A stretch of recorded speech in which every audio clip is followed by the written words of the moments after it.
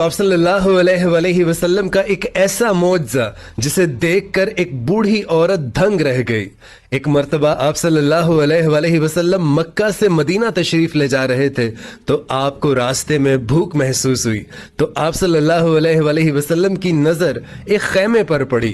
وہاں پر ایک بوڑھی عورت بیٹھی تھی تو آپ صلی اللہ علیہ وسلم نے اس بوڑھی عورت سے ارشاد فرمایا کہ ماں جی کچھ کھانے کے لیے ہے، ہم آپ کو پیسے دیں گے۔ تو وہ بوڑھی عورت کہنے لگی کہ بیٹا یہاں پر کب سے بارش نہیں ہوئی، یہاں پر کچھ نہیں ہے، نہ کھانے کو ہے نہ پینے کو ہے۔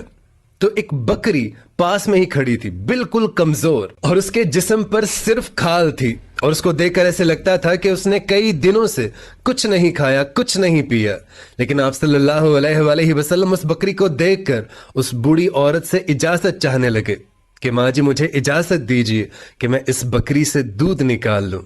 تو وہ بوڑھی عورت بھی حیرانگی سے آپ صلی اللہ علیہ وسلم کو دیکھنے لگی کہ بیٹا آپ دیکھ تو رہے ہو کہ اس کے جسم میں سوائے ہڈیوں کے کچھ نہیں ہے، صرف کھال ہی کھال ہے، تو تم اس کا دودھ کہاں سے نکالو گے؟ لیکن آپ صلی اللہ علیہ وسلم نے پھر سے ارشاد فرمایا کہ ماں جی مجھے آپ اجازت دیجیے کہ میں اس بکری کا دودھ نکال سکوں۔ اب چونکہ ایک عجیب سا واقعہ ہو رہا ہے، ایک مری ہوئی بکری سے جس کے جسم پر صرف کھال اور ہڈیاں ہیں اس سے دودھ نکالنے کی بات ہو رہی ہے، تو وہ بوڑھی عورت ہمارے نبی پاک صلی اللہ علیہ وسلم کو بڑے غور سے دیکھ رہی ہے،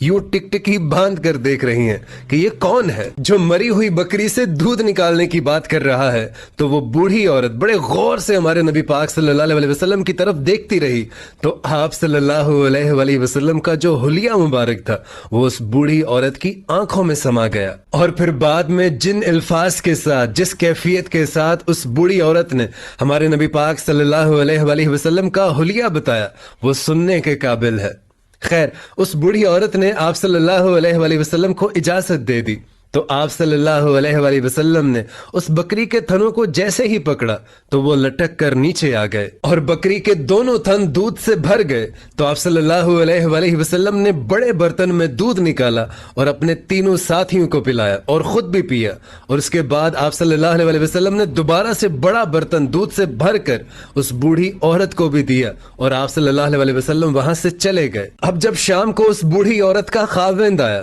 تو اس نے دودھ کا بھرا ہوا برتن دیکھا تو بڑی حیرانگی سے پوچھنے لگا کہ ام معبد یہ دودھ کہاں سے آیا ہے؟ تو وہ کہنے لگیں کہ اس بکری سے۔ تو ان کا شوہر کہنے لگا کہ تم پاگل تو نہیں ہو، یہ بکری تو خود چل نہیں سکتی، سوائے کھال اور ہڈیوں کے اس کے پاس ہے کچھ نہیں، تو یہ دودھ کیسے دے سکتی ہے؟ تو وہ بوڑھی عورت کہنے لگی کہ ایک نوجوان آیا تھا اور اس نوجوان کے ہاتھوں میں ایک عجیب سی برکت تھی، ایک عجیب سا کمال تھا، اس نے یہ دودھ نکالا ہے۔ تو اس کا شوہر دوبارہ سے پوچھنے لگا کہ مجھے فٹافٹ سے بتاؤ کہ وہ دکھنے میں کیسا تھا۔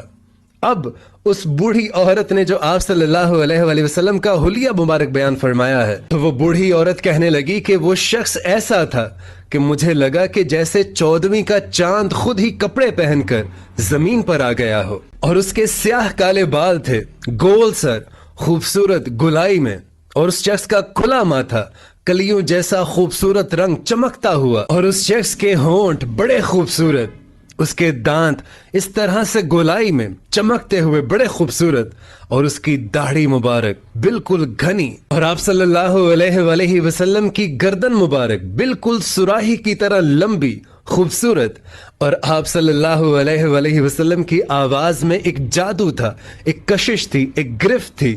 کہ جو بھی سنتا اس کا گرویدہ ہو جاتا۔ اور آپ صلی اللہ علیہ وسلم کا قد مبارک نہ بہت لمبا تھا اور نہ ہی بہت چھوٹا تھا، آپ درمیانے قد کے تھے، اور آپ صلی اللہ علیہ وسلم کی آنکھ مبارک اتنی خوبصورت تھی، اتنی کشش تھی ان میں کہ کوئی بھی صحابی ان کی آنکھوں میں آنکھیں ڈال کر دیکھ نہیں پاتا تھا۔ سبحان اللہ، یہ ہمارے نبی کریم صلی اللہ علیہ وسلم ہے جن کی خوبصورتی ساری دنیا سے الگ ہے۔ سبحان اللہ۔ دوستو اگر ویڈیو پسند آئی ہو تو اس ویڈیو کو لائک اور شیئر ضرور کر دیجیے گا۔